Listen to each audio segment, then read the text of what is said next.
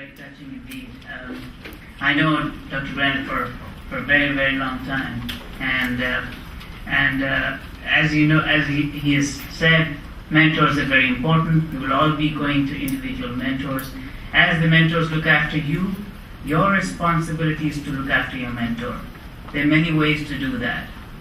The most and foremost is hard work. We have sent you.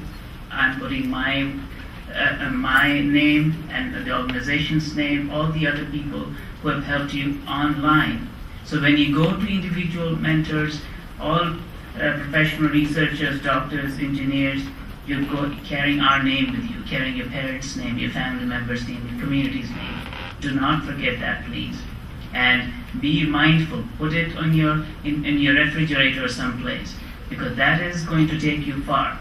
Not only going to get references from your mentors like Eunice did and other people, all through the years. Eunice graduated 3 years ago. Vicky graduated 4 years ago. Shaveen was there. She's talking, I know.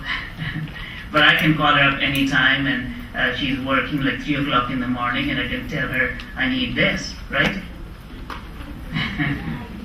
So, and same to her too. So you should, like your family member, you should never call up your mentors when you need help.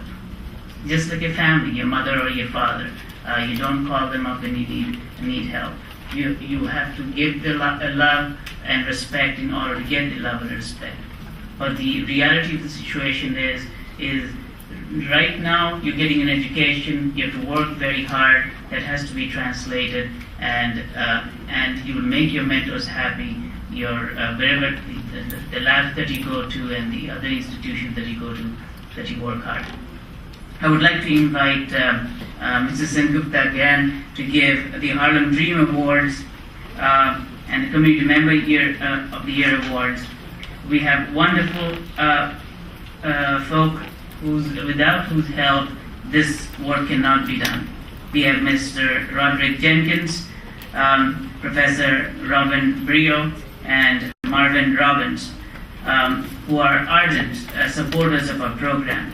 Mr. Roderick Jenkins, he's with the New York Community Trust, and the New York Community Trust from very beginning has been very helpful and supportive of our endeavors. Without that help, and especially Mr. Jenkins, it comes from the heart. Without his support and New York Community support, this would not have happened. We have Professor Robin Briehl, again a full professor of physiology and biophysics and biochemistry at Albert Einstein School of Medicine. An amazing person, speak of spirituality and yet do science to the highest level. That is the greatest spiritual involvement. And Mr. Marvin Robbins, who helped us achieve another dream of having the boat cruise last year. Every year in August we have a science boat cruise. It's a way to enjoy science and society while having a 4-hour cruise in Hudson. And what a wonderful way. And parents are welcome, teachers are welcome, and community members are welcome. So first I would like to have Mrs. Sengupta and please Mr. Jenkins, Professor Briehl, and Mr. Marvin Robbins.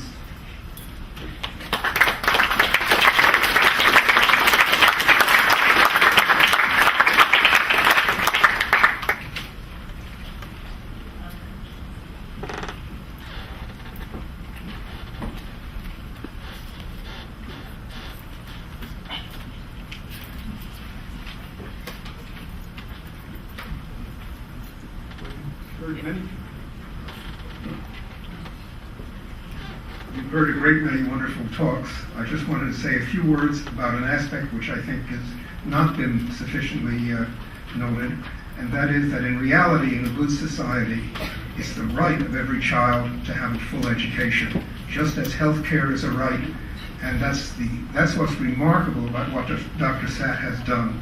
It's really, I was a mentor last year.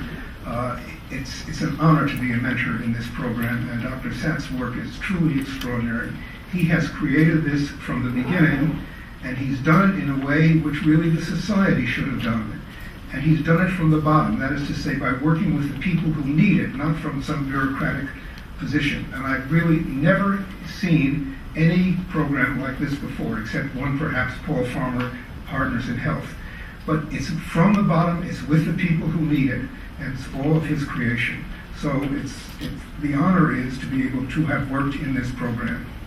I wanted to say something about the question of competition and the nature of education. Education now involves a good deal of competition because people compete for places in the educational hierarchy, so to speak. But education is something else too. It's learning. It's the love of learning, and in science, it's the love of making a discovery. When you do something for the first time, even if it's a small thing, you say to yourself, oh, I did that, and other people are going to read about it in my paper, and I will get the credit for this, and I have advanced not only my own reputation, which is fine, but I've advanced medicine or science. I've helped people. And one would think that there's a contradiction between working because it's a necessity now, that is to say, because it's competitive, and working because one loves the science. And I suppose in some absolute sense it is a contradiction, but as many people have told you today, it is necessary, it is competitive. But I'd like to say a word really that emphasizes the nature of loving science and doing it and making discoveries, and also the collaboration with people. It's not just a competitive enterprise, it's a collaborative enterprise. And I was looking in a book with quotations from Einstein this morning, and this quotation deals with competition. An exaggerated competitive attitude is inculcated into the student who is trained to worship acquisitive success as a preparation for his future career. In other words, it's an indictment of the competitive aspect. I don't want to indict it because unfortunately that's the kind of the world we live in. But what I'd like to encourage, and hope all of you will do, is understand that the essence of science is now collaboration, and one does it for love of it and for one's own satisfaction, not just because it's necessary to do, as necessary as it is to compete in a world which is not always fair. So I just like to leave you with with that message, that the aim is discovery, and the aim of discovery is also to help health of people and the welfare of the society, and also to advance oneself. So thank you.